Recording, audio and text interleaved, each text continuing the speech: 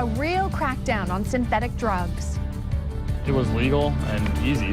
I tried K2 because it was legal. Well, that is about to change. It has all kinds of nicknames like Spice or K2, or it can be sold as bath salts or plant food. While selling these is currently a misdemeanor, it will soon be a felony. Mark Saxenmeyer has more on the drugs, the law, and the national crackdown. Here in Dinkytown, this is one of the few places that people in the Twin Cities have been able to buy synthetic drugs legally in the past. But beginning Wednesday, August 1st, those convicted of selling synthetics could face 5 years in prison. And for those who struggled with these chemicals, they say not a moment too soon. I started smoking it a lot. So much so that in anticipation of a new law making synthetic marijuana illegal, 23-year-old Kyle loaded up on it, spending $250.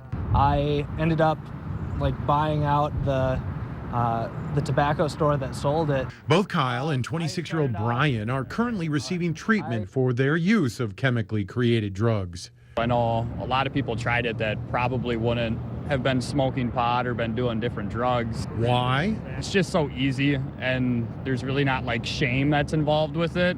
The ingredients are not listed on the packaging. They're not regulated by the FDA. State leaders say until now, makers of the drugs have been able to skirt the law by changing the makeup of their synthetics. Under this bill, even though they change the compounds, it's going to be illegal. These things are so dangerous, so drastic, and they really can lead to death. Most notably in the case of 19-year-old Trevor Robinson of Blaine, who died after taking synthetics in early 2011. 11 other teens at that same party were hospitalized. Yet despite the dangers and the new law, Brian and Kyle wonder if the problem has only just begun. People are going to try and find a way to get a hold of it, even if and when it becomes illegal. Mark Saxenmeyer, 45 Local News. And those 2 young men Mark talked with are being treated at a center run by Minnesota Teen Challenge. That organization recently surveyed 20,000 Minnesota teens and found that of those who had said that they used drugs in the last year, 14% said that they had used synthetic drugs.